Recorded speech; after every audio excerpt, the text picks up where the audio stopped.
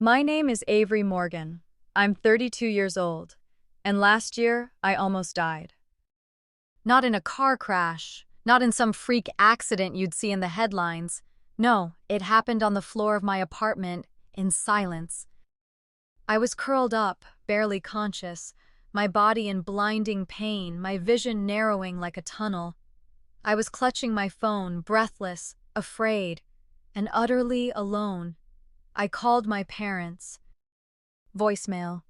I texted, "Severe pain, emergency. Please help, I can't move." Still nothing. Why? Because they were at a restaurant celebrating my brother Landon's new title. Not a new job, just a tweak. From assistant coach to head assistant coach. They were cheering over cocktails while I lay on cold hardwood, potentially bleeding to death.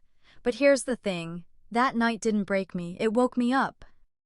Because it wasn't just about that moment, it was about a lifetime. Let me take you back.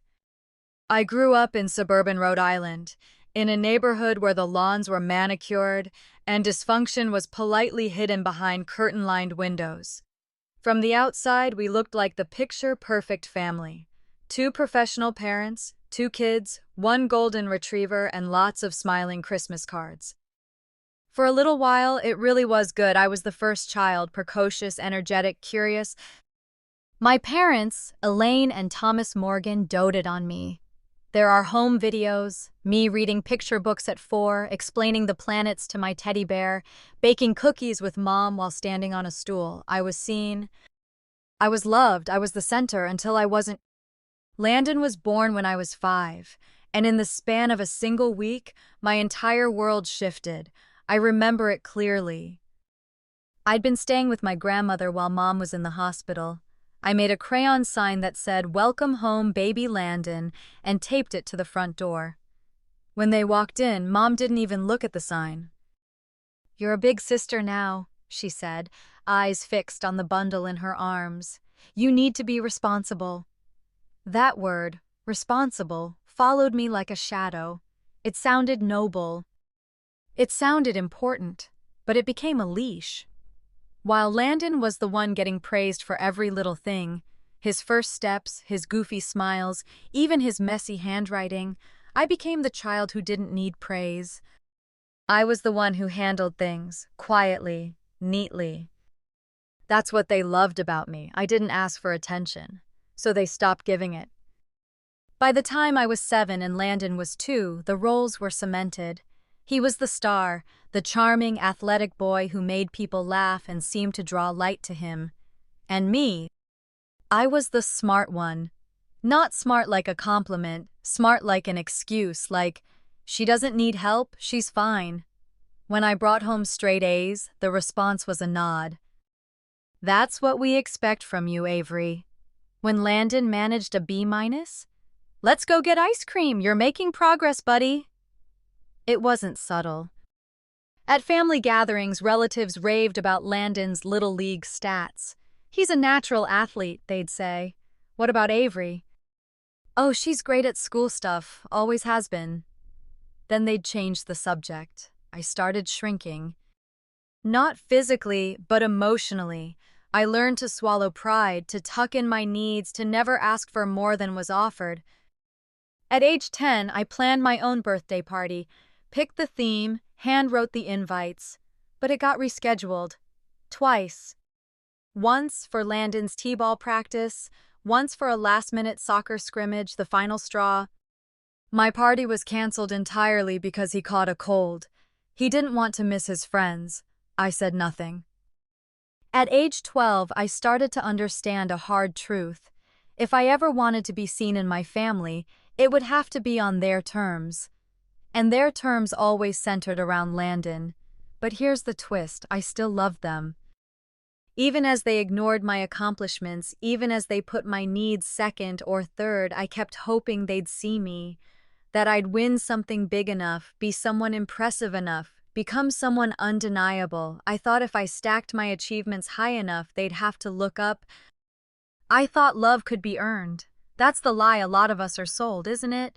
That if we're smart enough, helpful enough, low maintenance enough, eventually they'll choose us. But here's what no one tells you. Some people are never looking. I was 16 when my body started to betray me. It began with migraines, not headaches. Not the kind you get after skipping lunch or staring at a screen too long. No, these were crushing, blinding, nausea-inducing storms that took over my entire nervous system. I'd lose vision in one eye. I'd throw up for hours, I'd shake uncontrollably. My teachers started calling home. "Avery's missing too much class, is everything okay?" Mom's response? "She just stresses herself out. She's always been a little intense." The subtext? She's doing this to herself. I knew better. But I still tried to explain. "I'm in pain, Mom. Something's wrong." "You need to relax," she said, barely glancing up from her phone. "Why can't you be more like Landon? He doesn't let pressure get to him." That line again. When the pain got too much to hide, I begged to see a specialist. Eventually, after weeks of wearing them down, my dad agreed to take me to a neurologist, as long as it didn't conflict with Landon's baseball showcase. We sat in the waiting room in silence. Dad kept checking his watch. When we were finally called in, he stayed exactly 12 minutes, then stood up mid-sentence and said, "Sorry, I've got to go pick Landon up." I wanted to scream, but I just smiled at the nurse and let the door close behind him. The neurologist was kind. He asked thoughtful questions, ordered a full scan, told me he believed me. "Stress might be a factor," he said, "but something's triggering this physically. Let's keep looking." On the ride home, Mom's response, "See, even the doctor thinks you're too wound up. Yoga might help. Maybe some chamomile." As if tea could cure a brain on fire. It wasn't just the migraines. Soon my joints started to ache. My muscles felt like I'd run marathons in my sleep. Some days I couldn't lift my arms above my head. Other days I'd lose sensation in my hands for hours. Still, the refrain was the same. "You're probably studying too hard. Don't be so dramatic. Landon never complains about this stuff." So I stopped complaining. I stopped saying anything at all. I internalized it, and I excelled anyway. National Honor Society. Debate captain, valedictorian track. I never missed a deadline. Even when I couldn't see straight from pain. Even when I had to excuse myself mid-class to throw up. Even when I was so exhausted I couldn't remember how I'd gotten to school. Then came the final blow. Senior year, I was named a National Merit Scholar finalist. One of the top academic distinctions in the country. My school held a ceremony to honor me. Local press. Awards, a photo op, the same night. Landon had a junior varsity basketball game, not a final, not a playoff. Just a regular season match that didn't affect anything. When I asked if they could come to my ceremony, my mom blinked. "Well, we already promised Landon we'd be there." "But this is important," I said, my voice trembling. She put a hand on my shoulder. "Sweetie, you're going to have so many awards in your life. Don't be selfish." Dad chimed in, not even looking up from his paper. "We'll try to make it after the game." They never came. But I smiled in every photo, because by then I had mastered the art of pretending I didn't care. I applied to top research programs across the country. When I got into Brighton University with a full scholarship, I called home, breathless, excited. "That's nice," Dad said. "You know, research doesn't really pay, right?" A week later, they sent Landon to an elite baseball camp, $5,200 for 4 days. When I asked if they'd help me with moving expenses, Mom sighed. "We just don't have the extra right now." So I packed my boxes myself. Grandma drove me to campus in her Subaru. Landon got a whole family caravan. Still, I held on to hope. Maybe, I thought, distance would help. Maybe if they didn't see me as the other one every day, they'd remember who I really was.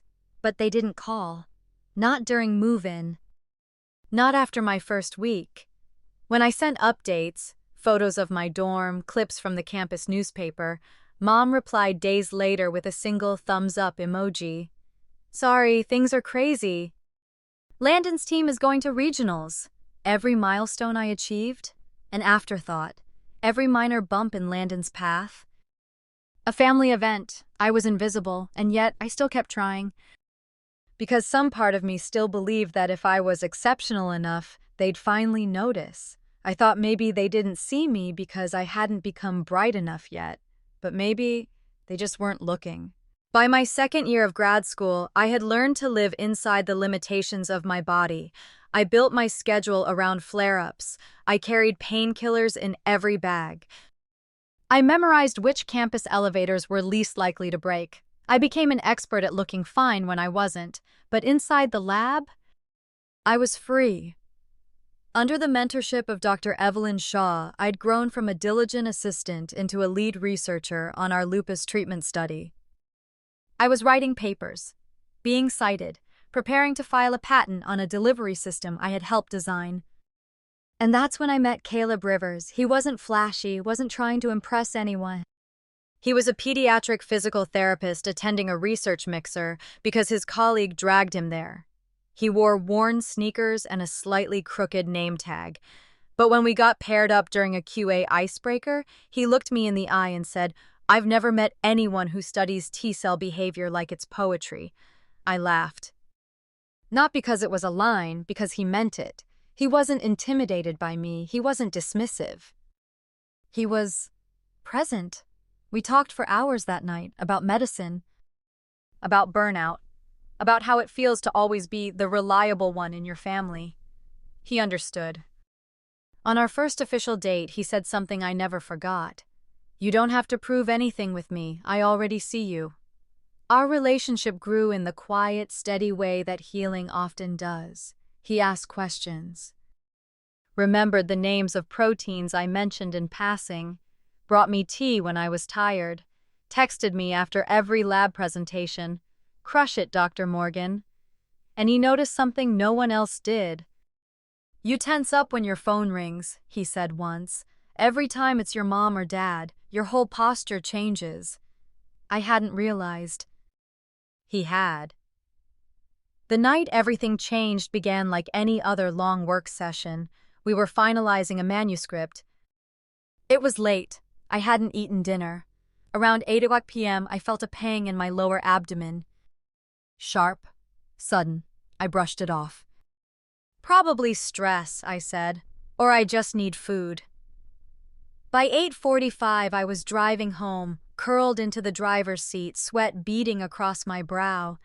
The pain had bloomed into something searing, deep, radiating. Caleb was out of town, speaking at a pediatric mobility conference in Denver. I was alone.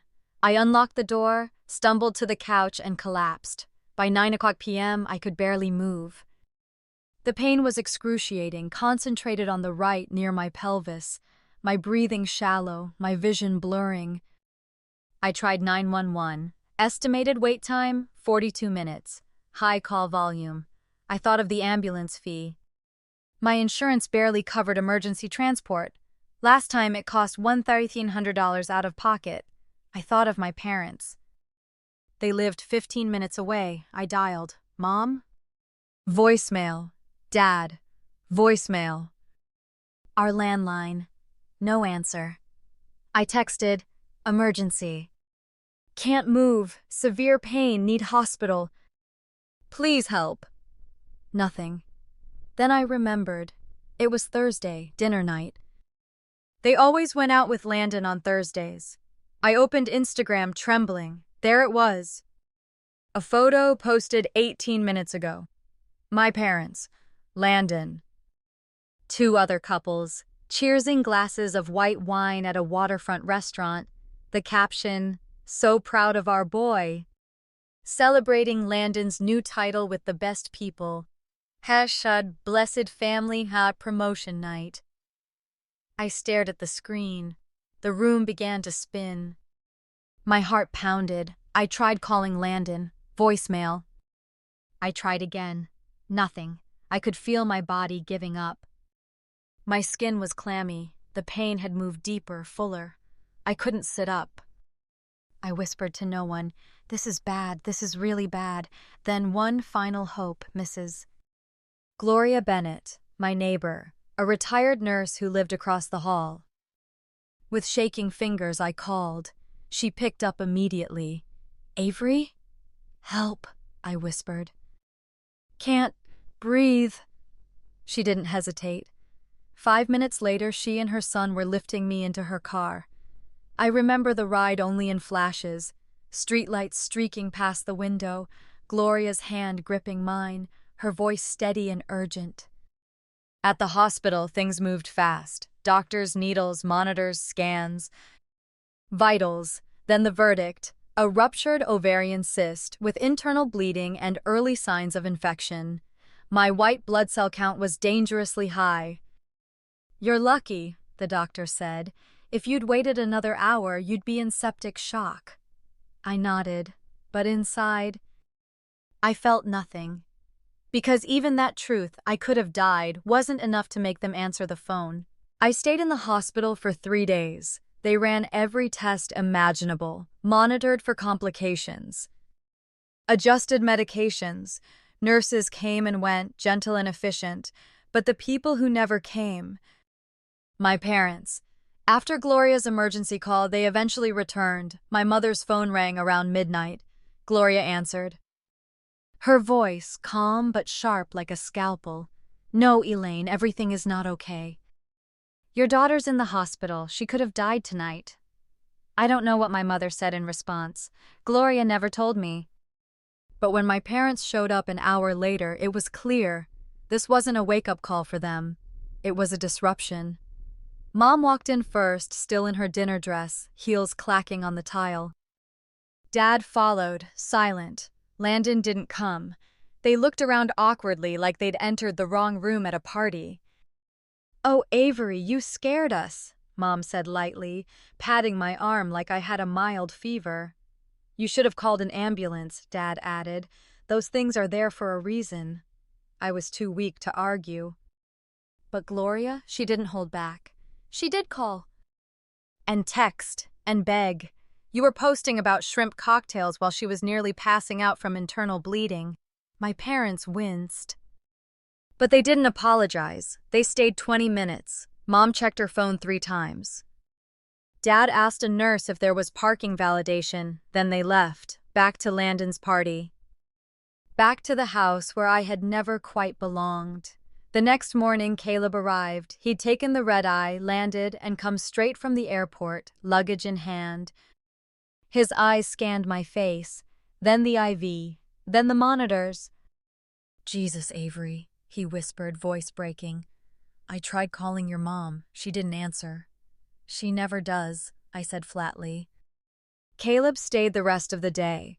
He helped me to the bathroom, brushed my hair when my hands shook too much, argued with a nurse over medication timing, held my hand while I drifted in and out of sleep.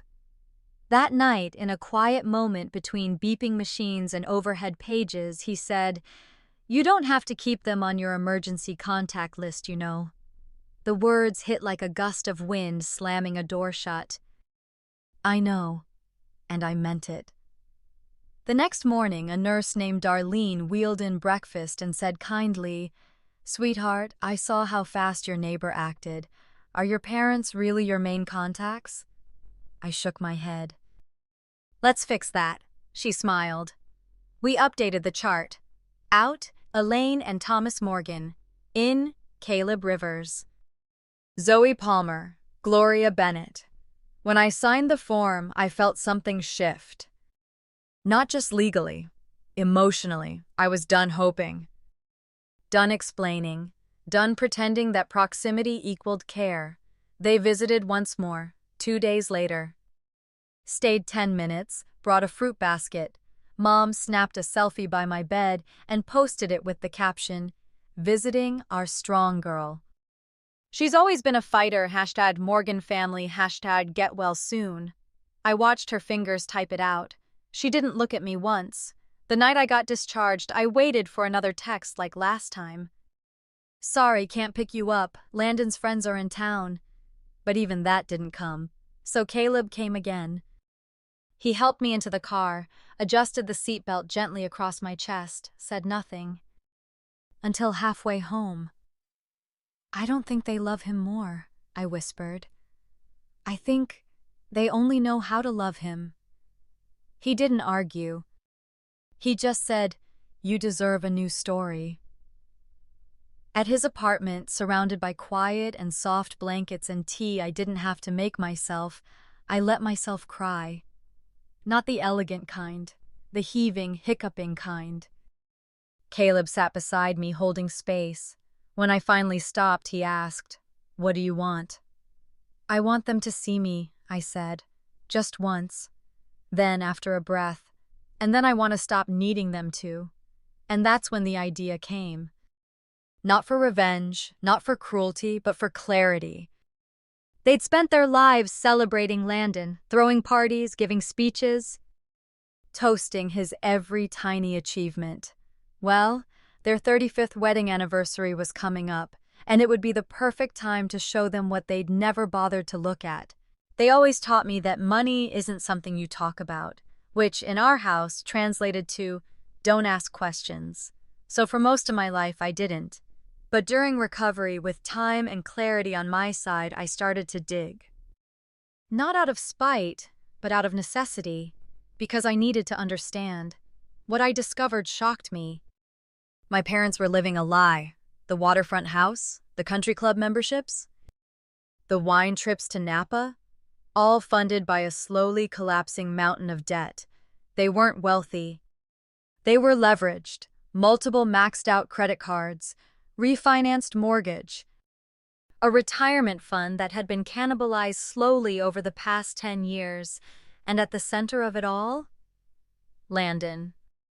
He'd borrowed money for a failed sports bar idea when he was 25, then again to cover gambling losses in Atlantic City, just a rough weekend, he'd told them, then again to buy a brand new SUV after he got that community college coaching gig.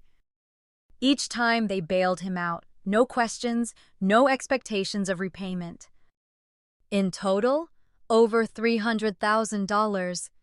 I found the transfers, some labeled gift, others advance. A few, Landon needs this to get back on track. And meanwhile, they told me they couldn't afford to help with my medical bills, that research wasn't a practical career, that they just didn't have flexibility right now. I had believed them. They weren't lying. They just chose who they'd stretch for. And the country club, the one they bragged about like it was a family crest? They almost lost it 3 years ago. The dues were overdue, membership under review. It would have been public. Humiliating. Then, suddenly, an anonymous donation covered it. They told everyone it was a guardian angel. In a way, it was... Because that donation, it came from me. Well, technically, from the shell corporation tied to my grandmother's trust. She'd left her entire estate to me directly. My parents didn't know, and I never told them. I'd used a portion of that money, quietly, to cover things I thought mattered to the family. The arts foundation my mom loved, the scholarship at Dad's alma mater, the club dues, because I believed if I supported them enough, maybe they'd finally see me, maybe they'd feel something. They didn't, but now they would. The 35th anniversary gala was approaching, planned like a royal coronation, Landon, of course, leading the charge, which meant posting on Facebook, taking credit, and asking people for money. Literally. I found out when I called one of my parents' oldest friends, Mrs. Harrison, under the pretense of confirming attendance. "Oh, Avery," she said brightly, "we were happy to chip in. Landon mentioned your research doesn't pay much. Poor thing, he said you might not be able to afford it." I almost dropped the phone. He said what? He was collecting money for an event I could have funded outright and painting me as the struggling academic? It was so on brand I had to laugh. And then I made a decision. I was done being modest, done being edited out. It was time they saw the full picture. I called the event planner, introduced myself. "I'd like to prepare something special for the evening," I said. Just a few slides, a surprise gift. She was thrilled. She thought I meant a photo montage. I didn't correct her. Then I called Dr. Winters, my therapist. I laid out the plan, every step, every intention. This isn't about revenge, I told her. It's about visibility. They've spent decades telling the world who I am. Now I get to do it myself. She nodded slowly. The difference between vengeance and truth, she said, is how you leave the room. I plan to leave it peacefully, I replied. But they'll never forget I was there. The presentation was built in secret. 10 slides. Clean. Precise. No insults, no sarcasm. Just data. Slide 1, my lab, smiling faces. Research in motion. Slide 2, our published findings, citations from 4 major journals. Slide 3, the Callahan Grant, $1.2 million in funding, national recognition. Slide 4, the anonymous donor ledger from the country club revealing my trust as the source. Slide 5, the $300,000 in unreturned loans to Landon juxtaposed against my medical bills and their repeated "we can't help you" texts. Slide 6, my hospital records. The emergency contact form, the voicemail timestamps from that night. Slide 7, my name on the shortlist for the Lockhart Prize to be announced the day after their anniversary. Slide 8, a quote. Sometimes the most radical thing you can do is tell the truth. Slide 9, my face. A simple sentence. I am not invisible. Slide 10, black screen, white letters, happy anniversary. This is who your daughter has become. Caleb watched me rehearse it once. When I finished, he didn't say anything at first. Then he stood up, walked over, kissed my forehead and said, "They're not ready, Aunt." But you are. The night of the anniversary party felt like a scene from a movie. The ballroom was awash in gold and white. Candlelight flickered on mirrored tabletops. Strings of twinkle lights wrapped around columns like vines. There were engraved menus, personalized champagne flutes, a photo wall of my parents' love story. Landon stood near the bar, arms spread wide, accepting praise for the decor he hadn't lifted a finger to arrange. He caught sight of me and Caleb walking in. "Avery," he called, voice too loud, arms too big. "You made it! Wow, you look serious." I smiled. "It's a serious occasion." He laughed, oblivious. I spent the first hour watching people react to the curated version of our family. Photos of Landon's first soccer goal, Landon's high school prom, Landon at graduation, my parents smiling like he'd cured cancer. There were maybe 4 pictures of me, in group shots. Half-cropped. In one, I was literally blinking. The metaphor was too perfect. After dinner, Landon stood to deliver his toast. "Tonight is about love," he began, raising his glass, "and about celebrating 2 people who taught us what commitment looks like." Applause. He smiled, took a sip, and continued, "But I also have some exciting personal news to share." Of course he did. "I've been offered the role of Associate Athletic Director at Northeast College," he beamed. "It's a big step, and I'm honored. But it also comes with some financial strain." I closed my eyes. Here it comes. "My wardrobe needs an upgrade. I'll have to relocate." I've done the math. About $50,000 would really help this transition feel possible. He turned to our parents. "Mom, Dad, I know you've always supported me. I'm hoping you'll invest in this next chapter too." A hush fell over the room. Dad shifted uncomfortably. Mom blinked. A few guests muttered quietly. This wasn't just tacky. It was entitled. But Landon stood there, confident, waiting. That's when I rose from my chair. "I'd like to speak too," I said, calm but firm. Landon looked irritated. "Avery, we're kind of in the middle of—" "I won't take long." The lights dimmed. The screen dropped, and the first slide lit up the room. Slide 1, my research lab.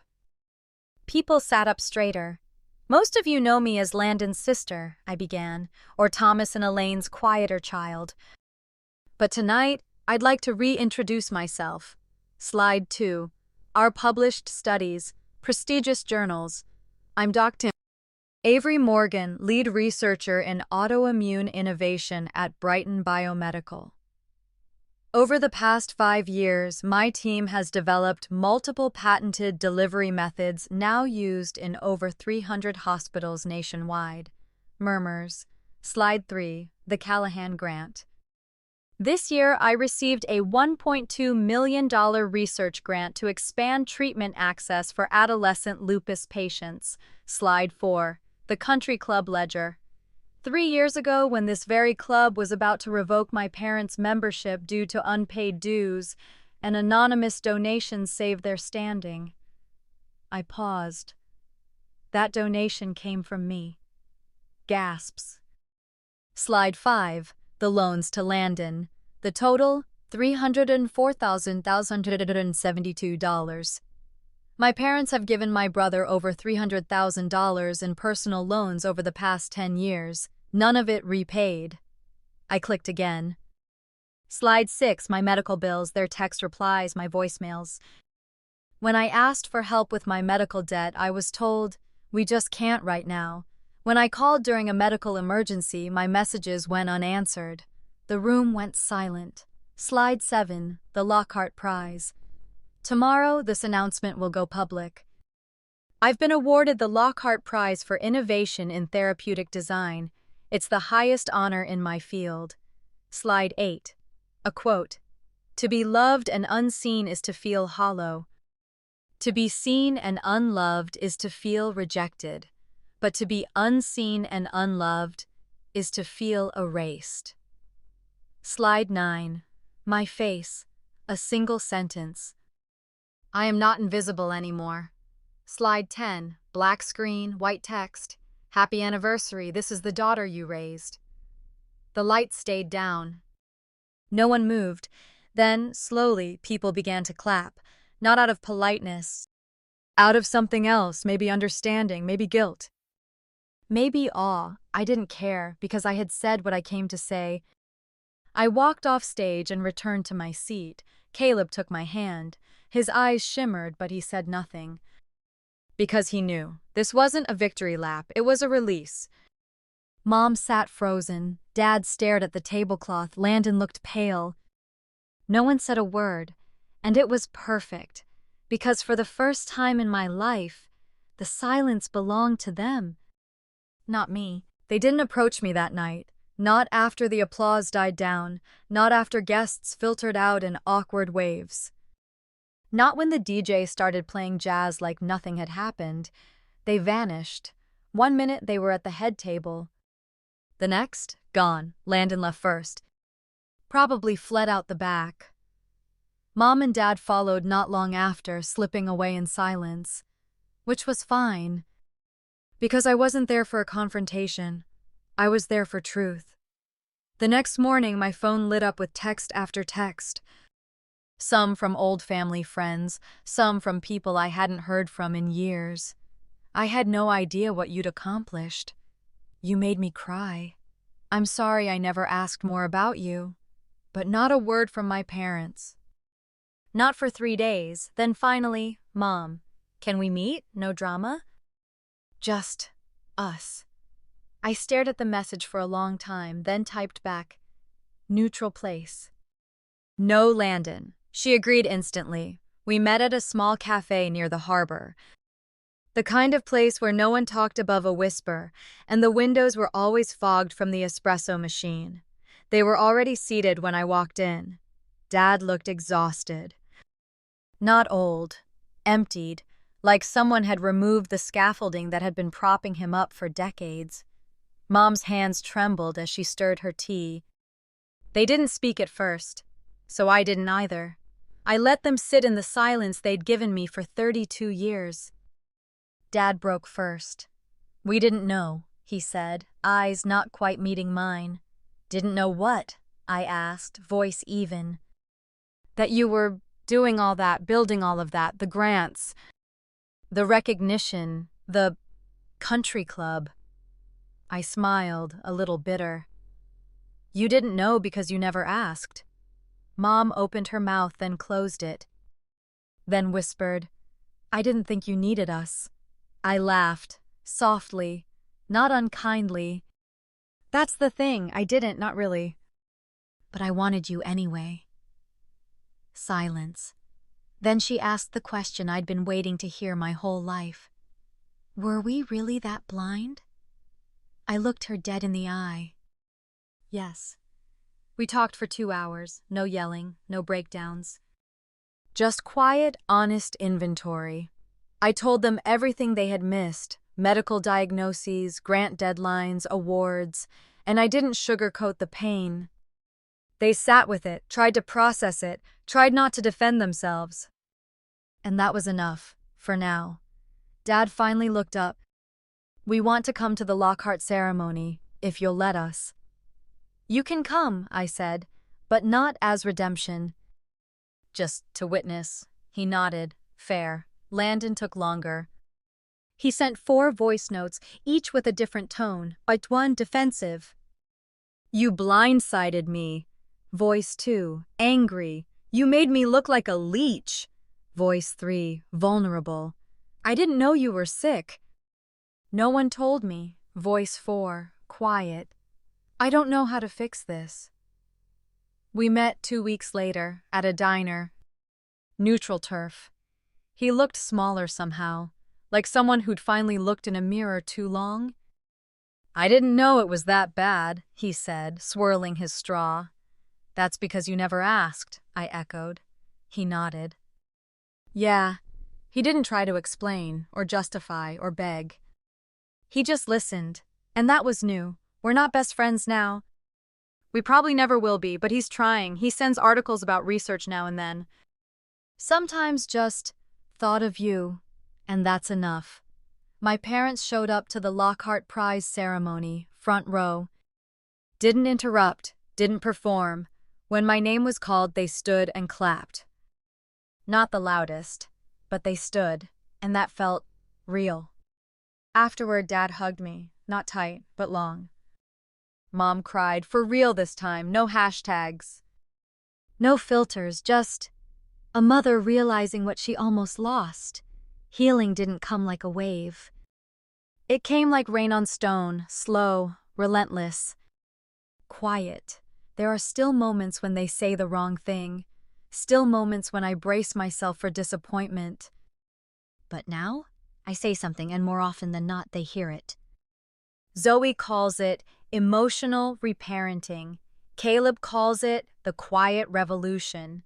Me, I just call it mine. Because this version of my life, where I am not erased, not invisible, not edited out, it's the one I was always meant to live, and I built it, one truth at a time. 6 months later, Caleb proposed, not with a flash mob, not with fireworks or a ring hidden in dessert. Just us, barefoot in our kitchen, stirring pasta sauce, sunlight coming in through the window. I want to build a family with you, he said, one where no one has to fight to be seen. And that was it. That one sentence felt more intimate than every family holiday I'd ever attended. I said yes. Of course I did. Because he didn't just love me, he recognized me. Our wedding was small. Intentional. 28 guests. A garden near the coast. Zoe stood beside me, eyes glassy. Gloria Bennett, my neighbor, my guardian angel, gave a toast that had every nurse in attendance dabbing their eyes. Even Dr. Shaw showed up in a linen suit and sneakers. And my parents? They came, sat quietly, didn't make it about them, didn't bring Landon's latest stats. Mom even helped me pin my veil. You look powerful, she whispered, not beautiful. Not sweet, powerful. It was the most honest thing she'd ever said to me. After the ceremony, my father surprised everyone with a speech. He held the microphone awkwardly, like it might burn him, But when he spoke, his voice was steady. "Avery has always been extraordinary," he began. "We just didn't always know how to show her we saw that." He looked directly at me. "And that's on us." There was no deflection, no excuses, only that. And for the first time in my life, I felt something loosen in my chest, like a knot slowly unraveling. Married life wasn't a fairy tale, but it was real. And safe, and equal. We split chores, took turns with the grocery list, made space for each other's dreams, and when I got the official letter confirming my Lockhart Prize win and the $2 million grant that came with it, Caleb framed the envelope. "It's not just about the prize," he said. "It's proof that your voice, your work, matters." That frame still hangs in our hallway, not to show off, but to remind me I did this. At work, I launched a mentorship program for first-gen researchers and scientists from historically invisible communities. We called it the Visibility Lab. Our mission: amplify brilliance that the system overlooks. Because I knew firsthand, what's unseen gets underfunded, underappreciated, undone. And I wasn't going to let that cycle repeat. A year into our marriage, Caleb and I adopted a rescue dog, named her Nova after a protein marker I discovered during my thesis. She follows me around the house like a shadow, and every time I whisper her name, I remember. A nova is a star that explodes, not to disappear, but to shine brighter than ever. My health isn't perfect, isn't. Some days I still get the fatigue, the joint flares, the twinge in my gut that reminds me what almost happened. But it's different now, because I don't carry the emotional inflammation anymore, the shame, the resentment, the tightness in my chest that used to say, "You're not enough." Gone. Mostly. I still have days where I flinch when the phone rings, but now I answer anyway. Landon found stability. Took a lower-level job at a smaller college, started paying our parents back, slowly. And every now and then he calls just to talk. Nothing profound, but sincere. We're not close, but we're not competing anymore, which honestly might be the greatest relief of all. My parents eventually sold the house, moved into a modest condo near the bay. They invited Caleb and me over for dinner last Christmas. Mom made pot roast. Dad bought sparkling cider instead of wine. They showed us baby photos I'd never seen before. Photos where I wasn't blinking or cropped out. Photos where I was centered. Maybe they dug them out on purpose. Maybe not. But that night, when I hugged them goodbye, I didn't feel like I was faking it. I wasn't performing gratitude. I was just present, and that was enough. If this story resonated with you, if you've ever been the one who made yourself small so others could shine, please know this. You don't have to disappear to be loved. You don't have to prove your worth over and over.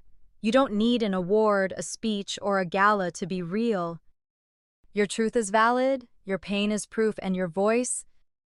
It's enough. Drop a comment below. What was your moment, the one where you decided to stop fading out? Let's talk about it. Let's make space for it. Let's see each other. And if you haven't yet, subscribe. Because there are more stories like this coming, real ones, messy ones, honest ones, and we're just getting started. Thank you for listening. I'm Avery Morgan, and I'm no longer invisible.